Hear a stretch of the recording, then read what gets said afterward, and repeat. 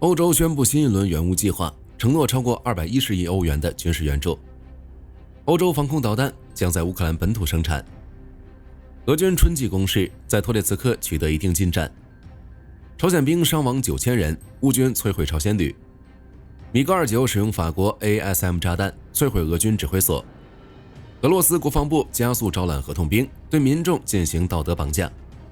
B-2轰炸机现身，轰炸胡塞多地。精彩内容马上开始。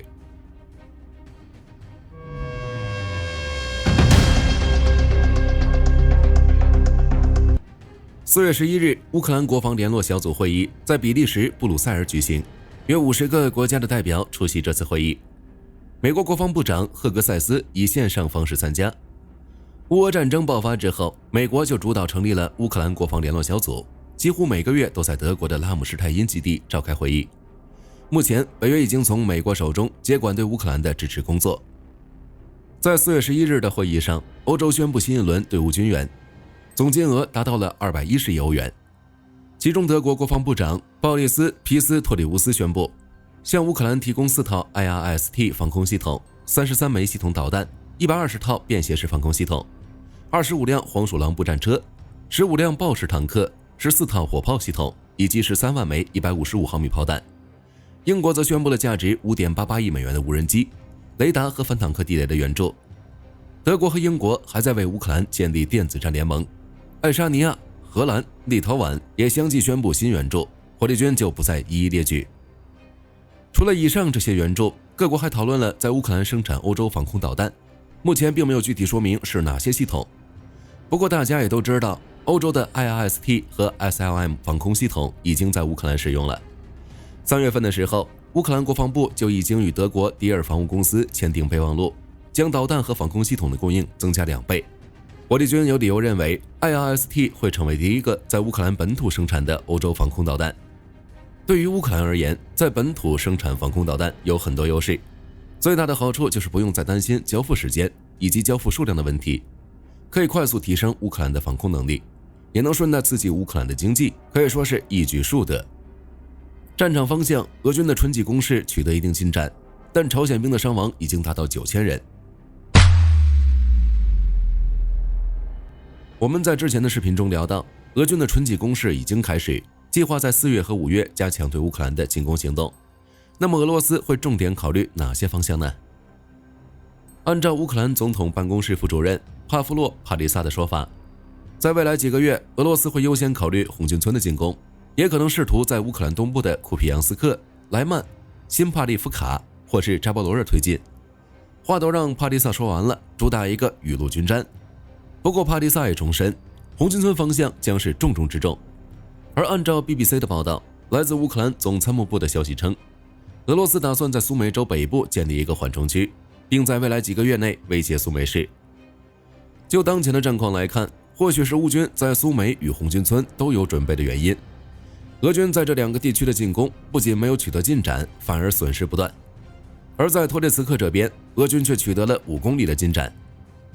就目前来看，俄军最近沿着 T0516 托列茨克康斯坦丁尼夫卡高速公路一路袭击涅利皮夫卡东北部，目前还不确定俄军是否在该地区保持阵地。不过就火力军来说，涅利皮夫卡远离俄罗斯主战线，根本无力维持战线。4月11日，在托列茨克方向行动的乌克兰指挥官表示，乌军最近击退了俄军在托列茨克以西的进攻，大概就是指涅利皮夫卡附近的情况。从这个角度来看，俄军更像是来刷一下存在感，损失完全不在考虑范围。就战况而言，俄罗斯这是想要在乌俄和谈之前夺取更多的话语权，所以在各个方向都展开了新攻势。不过根据 Axios 的报道，如果在4月底之前乌俄未能达成停火，特朗普可能会对俄罗斯实施新的制裁。在不到1个月的时间里，俄罗斯就想要取得新进展，无疑是天方夜谭。除了自身的伤亡，俄罗斯最好的小伙伴朝鲜似乎也顶不住了。根据乌克兰总参谋部的说法，从朝鲜士兵进入乌俄战场以来，已有大约9000名朝鲜士兵伤亡。参与作战的4个旅中，有1个已经被有效摧毁，其余3个旅失去战斗力。按照科学家的设想，在某些极端条件下，比如在高温、高压的环境中，碳基生命可能逐步转化为以硅为基础的生命方式。而朝鲜士兵时刻都在太阳的照耀下，加上独有的高压环境，有概率化身超级士兵。只是乌俄战场证明，朝鲜士兵不是 Superman， 也不能刀枪不入。对此，火力军只能说，这是温度不够高，压力也不足的问题。这边建议呢，让朝鲜士兵暴揍太阳一顿，积累足够多的压力后，再丢到火山里试炼。这一套操作下来，能成那就鼓掌表示激励，不能成那就开席。火力军作为主办人，单独吃一桌不过分吧？就当前形势来看，朝鲜士兵的高伤亡以及俄军前线后勤不足的问题，决定了其反攻注定以失败告终。在其他战线，俄军同样是不断猛攻，但效果基本没有。哈尔科夫方向，俄军在沃夫昌斯克附近展开进攻行动，不过在该地区的进攻主要是步兵攻击，并且很多士兵都是仅受过最低限度训练的合同兵，包括一些前囚犯，偶尔也会使用一些民用车辆，效果呢可想而知。库皮扬斯克方向，乌克兰霍尔蒂察集团军报告称，乌军在佩特罗帕夫利夫卡击溃一支俄军由4辆装甲车组成的加强排突机，乌军摧毁了所有的车辆。莱曼方向，俄军在新米哈伊利夫卡、诺夫、卡捷林尼夫卡和亚姆波利夫卡附近进行了进攻行动。按照乌克兰旅级发言人的说法，俄军正在以2到3名步兵的小团体发起进攻，没有那么多的机械化攻势。实际作战时，俄军主要使用装甲运兵车将步兵送到指定地点，之后士兵发起步兵攻势。恰索菲尔方向，俄军的战术与莱曼类似，都仅仅是使用装甲运兵车，士兵则是进行步兵攻势。红军村方向，俄军没能取得任何进展，其更多的攻势是在辛巴夫利夫卡方向。最新地理定位录像表明，俄军向纳迪夫卡东北部推进，特罗伊茨克和博赫达尼夫卡也有俄军活动的身影。来自乌克兰的消息称，在最近的一段时间里，俄军每天都会对顿涅茨克、第聂伯罗彼得罗夫斯克州边境地区进行25至35次袭击。不过，在辛帕夫利夫卡方向行动的乌克兰旅发言人表示，乌军正在通过无人机阻止俄军在科特利亚里夫卡的攻势，俄军在该地区的进攻强度越来越小。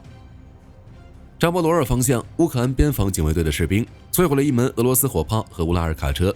俄军在扎波罗热集结部队的效果并不好，只是给乌军无人机送战绩。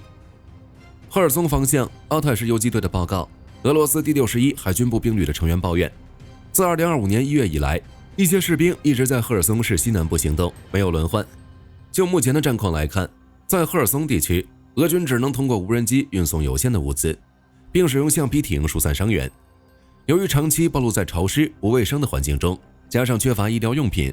导致在该地区行动的俄罗斯士兵已经出现健康问题。赫尔松这边，乌军还使用米格29拦截法国 ASM 炸弹，精确打击了俄军指挥所。克里米亚方向，阿泰什游击队的成员一直监视俄黑海舰队在塞瓦斯托波尔的残余部队。就目前来看，阿泰什游击队发现，从2024年10月开始，该地区就一直停着一艘 SB-36 救援拖船以及一艘巡逻艇，二者大概已经被破坏，仅用于浮动诱饵。战场之外，俄罗斯国防部加快了招募合同兵的速度。来自俄罗斯的媒体报道称，根据统计，与2025年1月相比，俄罗斯2025年3月和4月招募的合同兵数量几乎翻了1倍。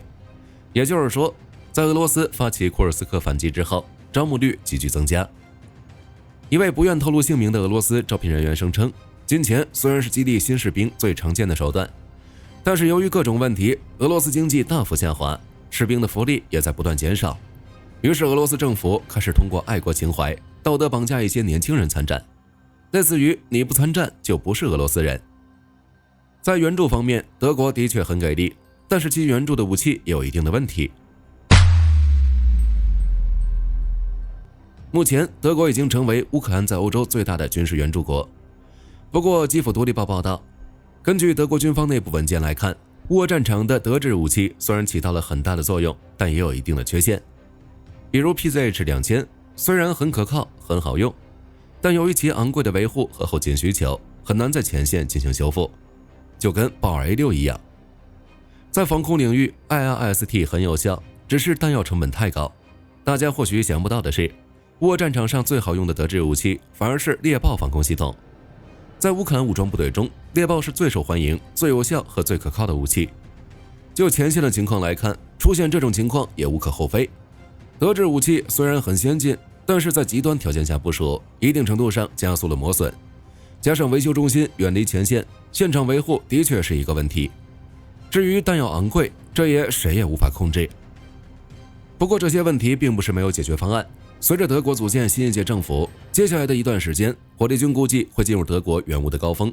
不排除进一步训练乌军士兵以维护德制武器，甚至是与乌克兰政府合资建立新的军工厂，以生产防空导弹。中东方向，胡塞打击美国军舰 B2 展开轰炸。4月11日，胡塞武装军事发言人叶海亚·萨雷亚声称，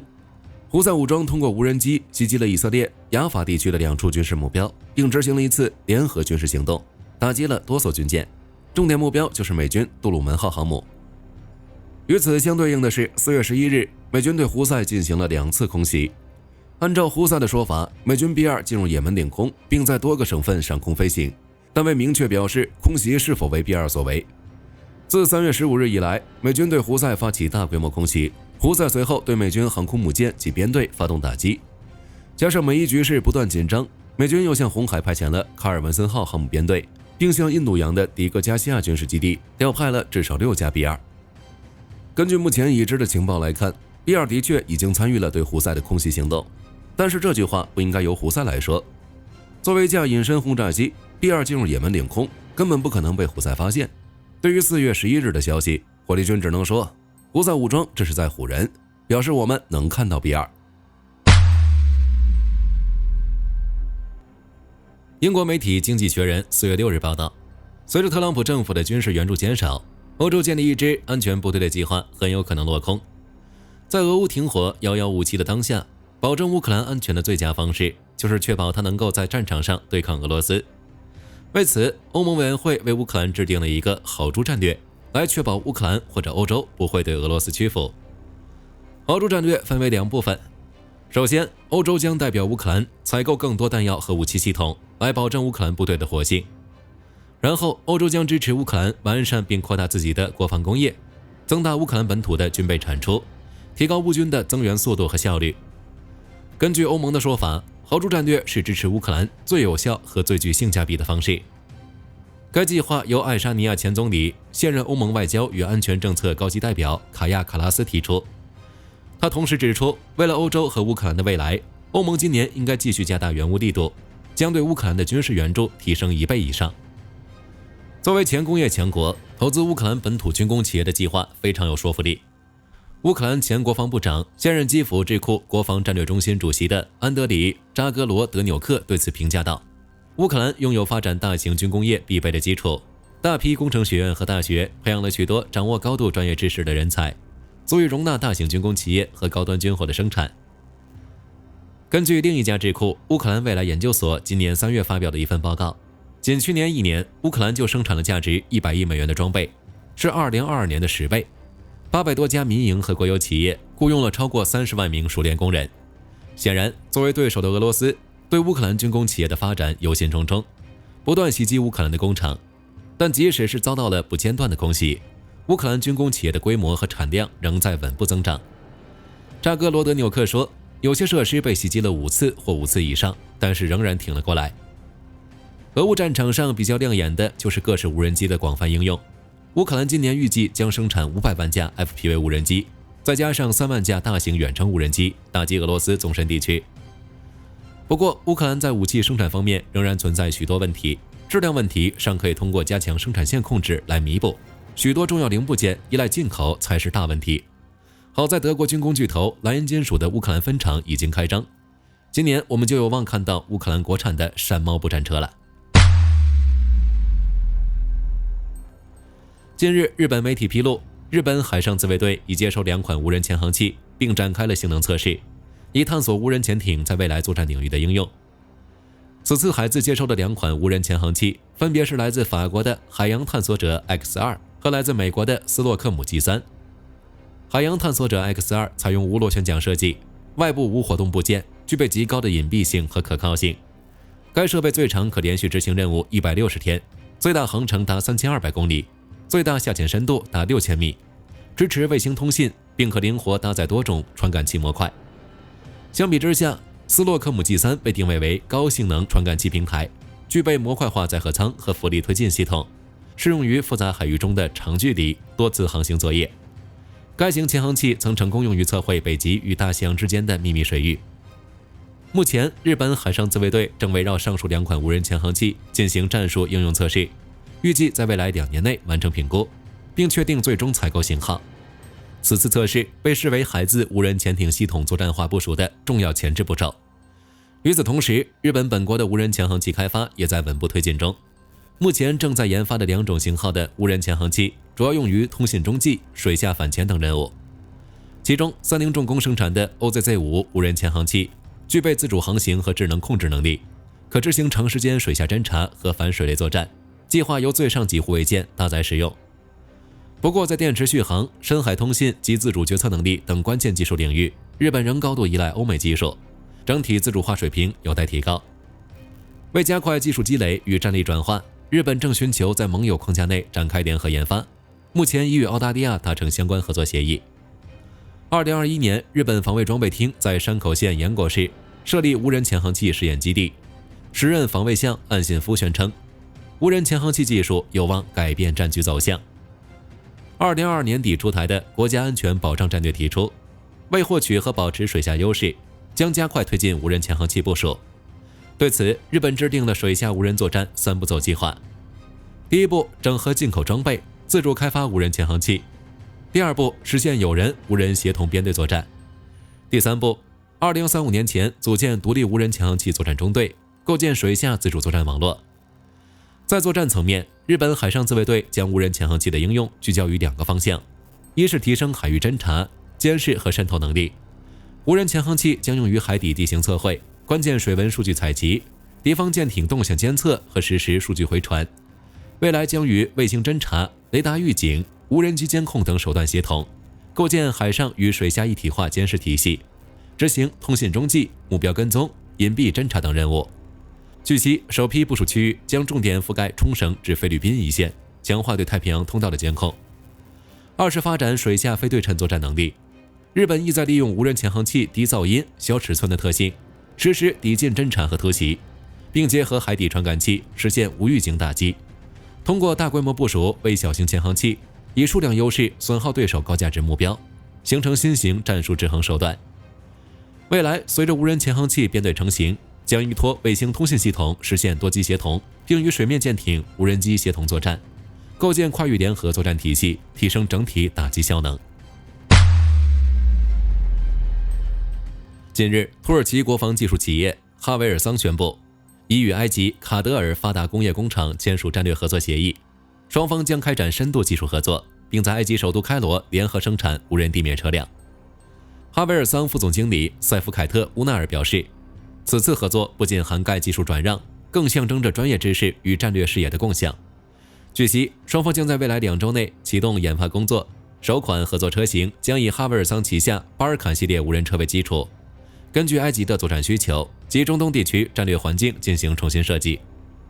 公司发言人预计，首辆由土埃合作打造的 UGV 原型车将于2025年9月在埃及国防博览会上首次亮相。当前，无人地面车辆在中东仍属新兴技术。作为合作原型的巴尔坎2具备强大的地形适应能力，可在恶劣气候下完成复杂任务，显著增强部队应对非对称威胁的能力。该平台具备高度自主性，能执行多种战术任务，包括武装火力支援、物资及伤员运输、IED 排除、战场侦察与监视、战损评估等。此外，巴尔坎2还具备集群基础设施功能，能与其他自主车辆协同作战，具备未来联合作战潜力。卡塔尔大学教授、大西洋理事会高级研究员阿里巴吉尔指出，此次合作将进一步拉近土埃防务关系，有助于推动埃及国防现代化，同时拓展土耳其在中东及非洲的防务合作版图。自2023年3月土埃实现外交关系正常化以来，双方关系显著升温。在总统埃尔多安推动下，两国在多领域的接触日益频繁。分析人士认为，埃及此番展现出的开放姿态，也体现了其试图通过多元化合作，摆脱对单一国家的军火依赖。好了，这期视频到这儿就结束了。各位觉得朝鲜士兵9000人的伤亡率是真是假？可以在视频下方留言，大家一起讨论。我是火力军，下期见。